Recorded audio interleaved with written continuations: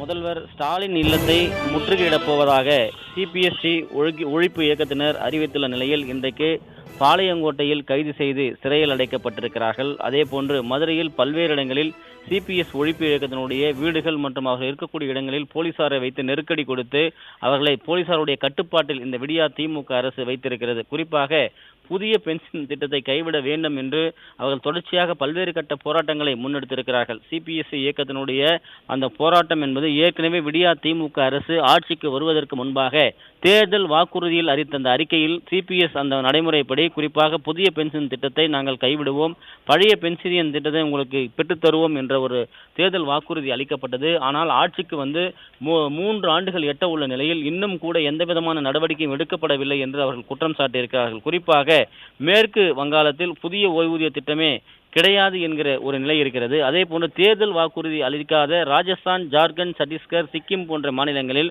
அந்த நடைமுறை பின்பற்றப்படுகிறது.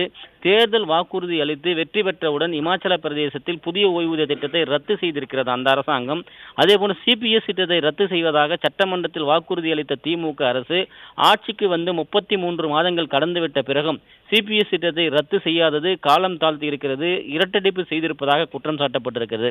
சிபிஎஸ் திட்டத்தில் பணிபுரிந்து ஓய்வு பெற்றவர்களுக்கு ஓய்வூதியம் கிடையாது என்று சொல்லுவதும், சிபிஎஸ் திட்டத்தின் கீழ் பணிபுரிந்து ஓய்வு பெற்றால் வழங்கப்படும் ஒன் டைம் செட்டில்மெண்ட் அந்த பணம் குழந்தைகளுடைய திருமணம் அல்லது ஒரு மேஜர் ஆபரேஷனுடன் காலியாக இருந்துவிடும் என்றும் குற்றம் சாட்டப்பட்டிருக்கிறது.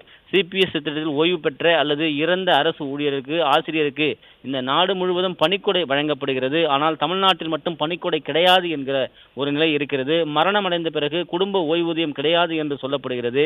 எனவே சிபிஎஸ்இல் இறந்தோர் குழந்தைகளுடைய எதிர்காலம் என்னாவது, வீடு வாடகை என்ன வழி இருக்கிறது, கடன் வங்கிகளில் கட்ட வேண்டிய சூழ்நிலைக்கு தள்ளப்பட்டிருக்கிறார்கள், கடனை எப்படி அடைப்பது, அன்றாட தேவைக்காக அல்லல்படக்கூடிய அரசு ஊழியருடைய குடும்பங்கள் என்ன ஆவது என்று பல்வேறு நிலைகள் அவர் கோரிக்கை வைத்திருக்கிறார்கள்.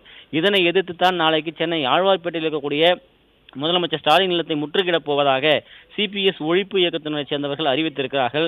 அவர்கள் முற்றுகையிட வந்துவிடக் கூடாது என்பதற்காக விடியா திமுக அரசுடைய கைப்பாவையாகக்கூடிய காவல்துறையை வைத்து தொடர்ந்து அச்சுறுத்துவதாக சிபிஎஸ் ஒழிப்பு இயக்கத்தினர் குற்றம் சாட்டியிருக்கிறார்கள். பாளையங்கோட்டையில் முக்கிய பிரமுகர்களை கைது செய்து சிறையில் அடைக்கப்பட்டிருப்பதாகவும், மதுரை போன்ற பல்வேறு மாவட்டங்களில் பல்வேறு சிபிஎஸ்ஐ சேர்ந்த முக்கிய நிர்வாகிகளுடைய இல்லங்களுக்கு போலீஸ் பாதுகாப்பு போடப்பட்டு அவர்கள் எங்கும் செல்லாத அளவிற்கு நெருக்கடி கொடுக்கப்பட்டு வருவதாகவும் வேதனை தெரிவிக்கப்பட்டிருக்கிறது. ஆனால் திட்டமிட்டபடி நாளை காலை முதலமைச்சர் ஸ்டாலினுடைய இல்லத்தை முற்றுகையிடுவோம் என்று சிபிஎஸ் ஒழிப்பு இயக்கத்தினரை சார்ந்தவர்கள் அறிவித்திருப்பது குறிப்பிடத்தக்கது.